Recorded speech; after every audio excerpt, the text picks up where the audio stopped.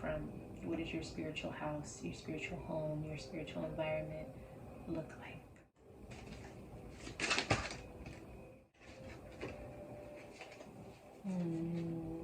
Interesting. Your spiritual home is a land where communication, words, language, speaking is the ruler. It's what rules over that location.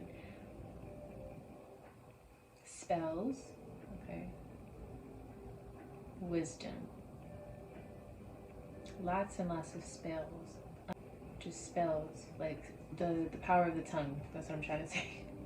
The power of the tongue is very powerful. Where you derive from. There's always a function. There's always a party. There's always a gathering. With where you're from, there's rooms full of people interacting. There are sectors of groups. You belong to groups where you're from. Maybe not a tribe.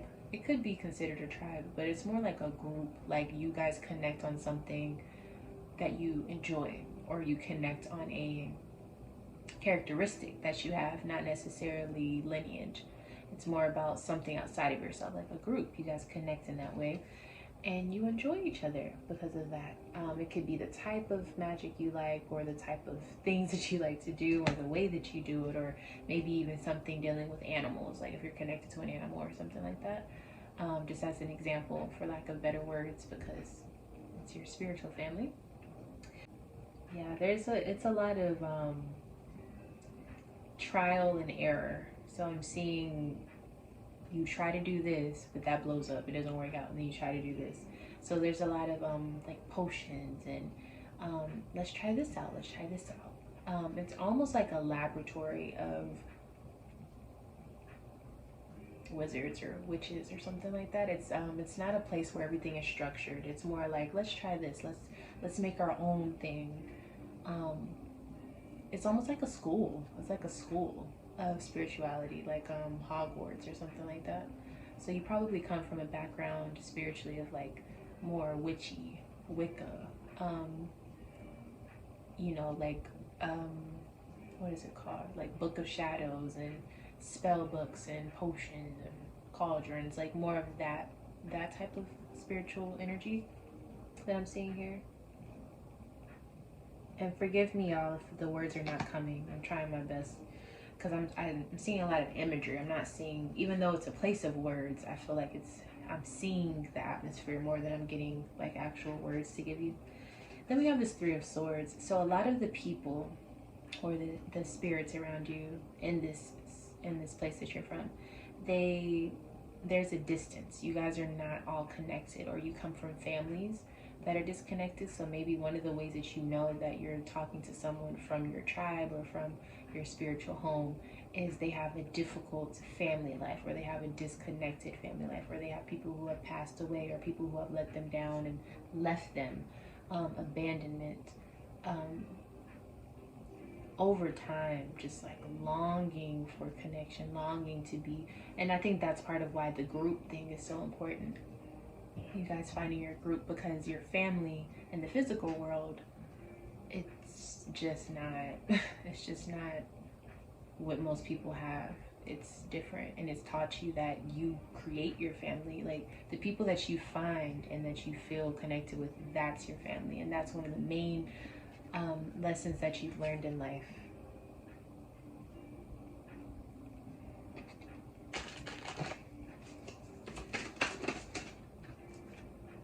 Disruption, yeah. Being put into a box, or feeling isolated, or feeling like there's always something coming at you.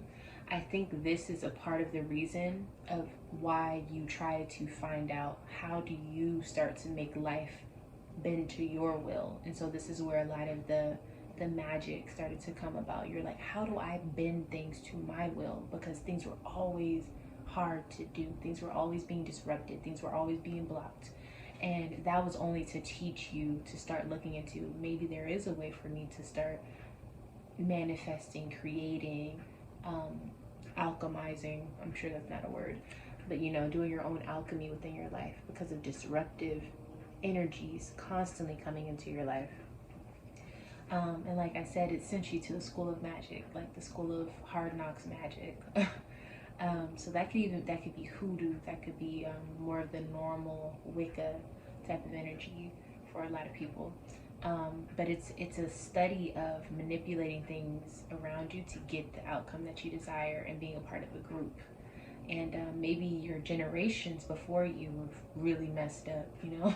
So if that sounds about right to you, then that's probably where your home is. Like finding that community, that group, but also finding your own charm, your like specific to you, because it's not very structured. It's like we find what works for you, and you belong to this group. You are a part of this type of energy, so that you can cultivate your own creative magic, your own charm. And it's actually very magical. It's like the essence of magic. It's creating. It's allowing yourself to be the main tool for your magic, and no one else is like you, so no one else can have your type of magic. You know, it's that realm of mysticism and spirituality.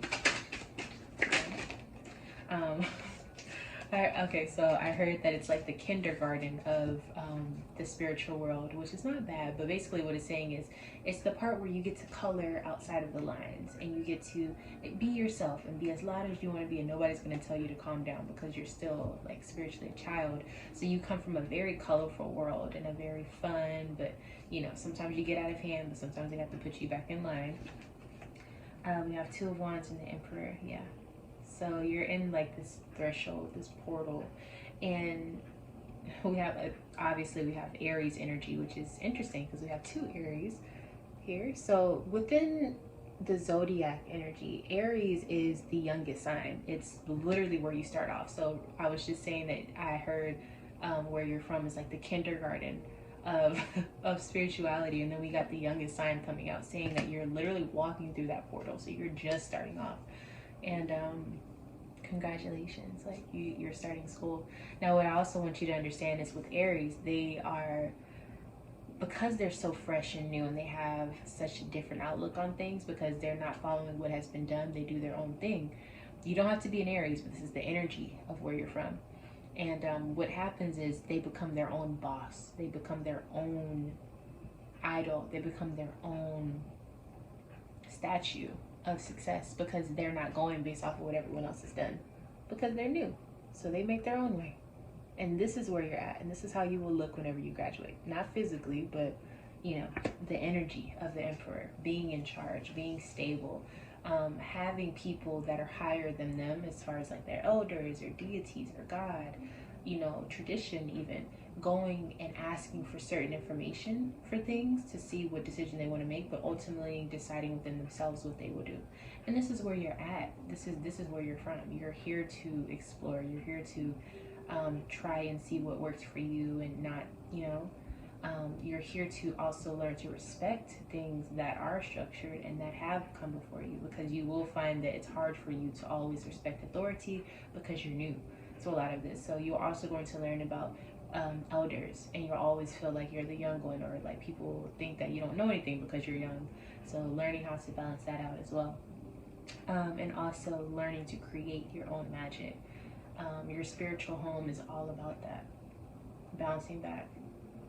This is where we started, but this is not where we finish. So that's your reading. I really hope you enjoyed it, and I'll see you in the next message.